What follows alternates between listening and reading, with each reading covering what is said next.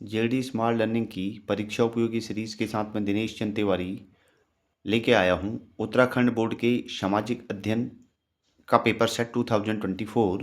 दोस्तों, आपको विदित है कि हमने इसके अंतर्गत एमसीक्यूज को, 1 नंबर के क्वेश्चन को और 3 मार्क्स के क्वेश्चन को सॉल्व कर लिया है। और आज हम देखेंगे 4 मार्क्स में बोर्ड हमसे किस तरीके के सवालों को पूछता है। तो आइए शुरुआत करें आज के पहले क्वेश्चन से।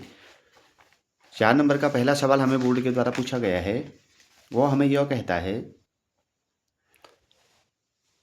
पहले विश्व युद्ध ने भारत में राष्ट्रीय आंदोलनों के विकास में किस प्रकार योगदान किया, समझाइए। इसका आंसर हम इस रूप में लिखेंगे। यह लगभग 100-120 से लगभग 150 शब्दों में इसके आंसर दिए जाते हैं। तो शुरुआत करें। प्रथम विश्व युद्ध 1 अगस्त 1914 ईस्वी में मित्र राष्ट्रों ब्रिटेन, फ्रांस, रूस, जापान, अमेरिका तथा धुरी राष्ट्रों ऑस्ट्रिया हंगरी, जर्मनी, तुर्की, इटली के मध्य प्रारंभ हुआ। इसका भारतीय राष्ट्रवादी आंदोलन पर व्यापक प्रभाव पड़ा, जो इस प्रकार है। हेडिंग नंबर 1, भारतीयों का विश्व से संपर्क। इस युद्ध में सैनिक आवश्यकता की पूर्ति के लिए बड़ी संख्या में भारतीयों को सेना में भर्ती किया गया। जब वे युद्ध क्षेत्र में गए तो वहां से मिले अनुभवों का उन पर प्रभाव पड़ा। उन्होंने यह भी जाना कि स्वतंत्र वातावरण और लोकतंत्रीय संगठन क्या होता है। अतः वे ऐसी स्थिति भारत में भी विकसित या स्थापित करने के लिए तत्पर हो गए। दूसरा पॉइंट, आर्थिक प्रभाव। युद्ध के कारण ब्रिटेन का रक्षा व्यय बढ़ गया। इससे पूरा करने के लिए उसने अमेरिका जैसे देशों से कर्जे लिए। इन कर्जों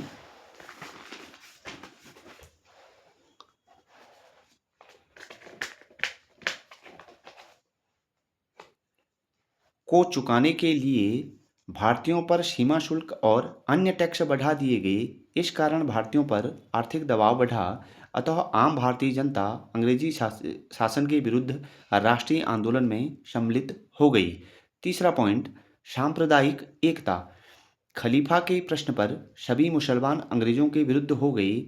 जब गांधी जी ने अली बंधुओं के सहयोग से खिलाफत आंदोलन प्रारंभ किया तो यह हिंदू मुस्लिम एकता को बल मिला। साथ ही 1916 में कांग्रेस और मुस्लिम लीग के मध्य लखनऊ समझौता हो गया। इस कारण भारत में राष्ट्रीय एकता को बल प्राप्त हुआ और राष्ट्रीय आंदोलन का जनाधार बढ़ा।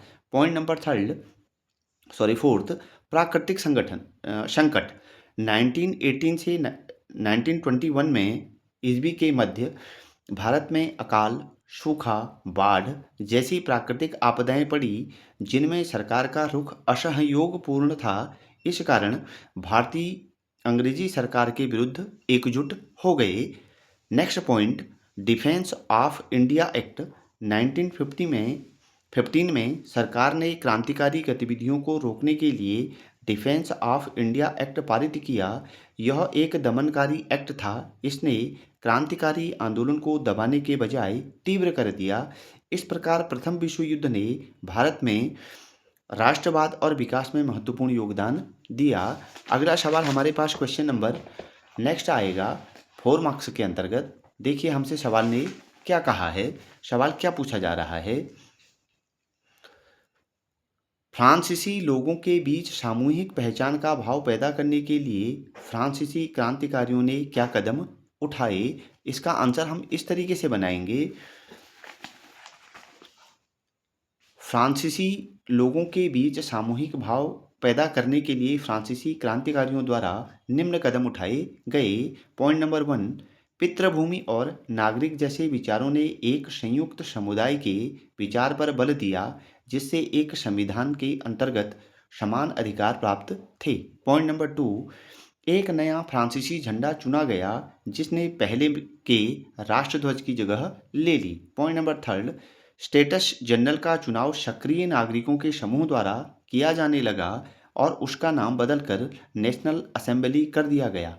पॉइंट नंबर 4, नई स्तुतियां रची गई, शपथें ली गई, शहीदों का गुणगान हुआ और यह सब राष्ट्र के नाम पर हुआ। नेक्स्ट पॉइंट 5 नंबर, एक केंद्रीय प्रशासनिक व्यवस्था लागू की गई जिसने अपने भूभाग में रहने वाले सभी नागरिकों के लिए समान कानून बनाए। पॉइंट नंबर 6, आंतरिक आयात निर्यात शुल्क समाप्त कर दिए गए और भार तथा नापने की एक समान व्यवस्था लागू कर दी गई। पॉइंट नंबर 7, क्षेत्रीय बोलियों को हतोत्साहित किया गया और फ्रेंच को राष्ट्र की साझा भाषा बनाया गया। अगला सवाल हमारे पास आया है, बोर्ड के द्वारा पूछा गया, निम्न पर संक्षिप्त टिप्पणी लिखिए। पहला है स्पिनिंग जेनी मशीन और दूसरा है रिंडर पेस्ट। तो हम पहले को डिफाइन करते हैं, spinning jenny machine. Spinning jenny James Hargreaves द्वारा 1764 में आविष्कार की गई एक बहुधुरी कताई मशीन थी जिसने औद्योगिक क्रांति में क्रांति ला दी। यह एक साथ कई धागे काट सकती थी जिससे उत्पादन कई गुना बढ़ गया और कपड़ा उद्योग में क्रांति आई। हालांकि इससे हाथ से कताई करने वाली महिलाओं की नौकरियों पर खतरा मंडराने लगा, फिर भी यह औद्योगिक क्रांति का एक महत्वपूर्ण हिस्सा थी जिसने वस्त्र उद्योग के मशीनीकरण में प्रमुख भूमिका निभाई। रिंडर पेस्ट एक ऐसी बीमारी थी जो मुख्य रूप से मवेशियों को संक्रमित करती थी। इसे कैटल प्लेग के नाम से भी जाना जाता है।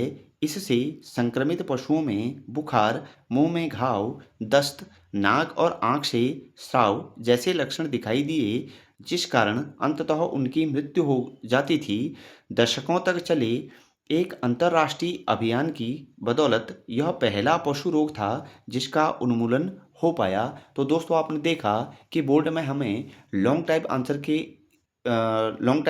क्वेश्चनों के आंसर किस तरीके से देने हैं। तब तक आप अपनी तैयारियों को मजबूत रखें, हमारे चैनल पे बने रहें। Thank you very much.